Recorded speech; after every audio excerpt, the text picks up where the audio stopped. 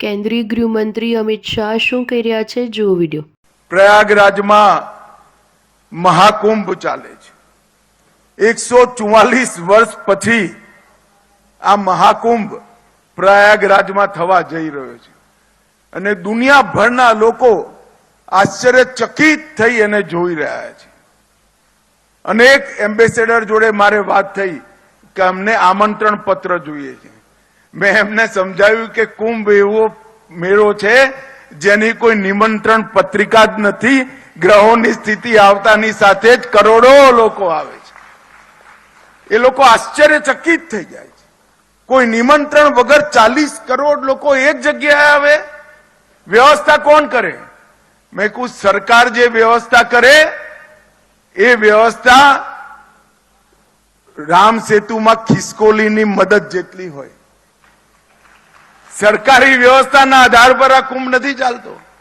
અનેક સંતો, મહંતો, ધાર્મિક જનો, ધાર્મિક સંસ્થાઓ, આ કરોડો લોકોના રહેવાની વ્યવસ્થા અને કુંભમાં ગયેલો કોઈ પણ વ્યક્તિ હોટલમાં નથી રોકાતો, ત્યાં ટેન્ટમાં ઠંડીમાં જમીન પર સૂઈ ત્યાં ગંગા સ્નાન કરવા માટે લોકો જાય છે।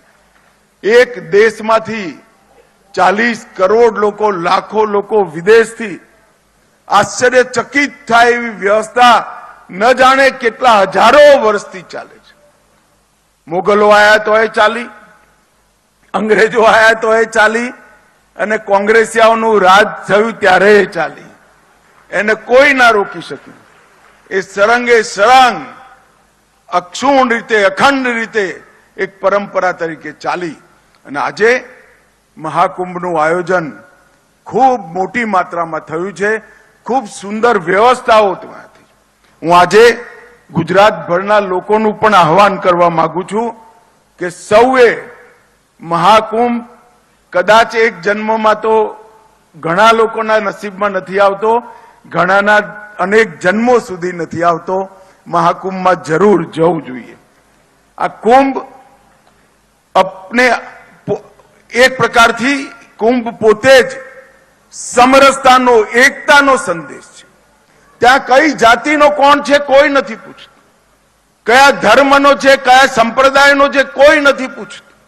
જે જાય એને સંતો ભોજન કરાવે, જે જાય એને સેવાભાવી સંસ્થાઓ ભોજન કરાવે અને જે જાય એ ગંગામાં ડૂબકી લગાવી પુણ્ય જાગૃત કરી પોતાને પવિત્ર કરી પાછો પોતાના ઘરે જાય।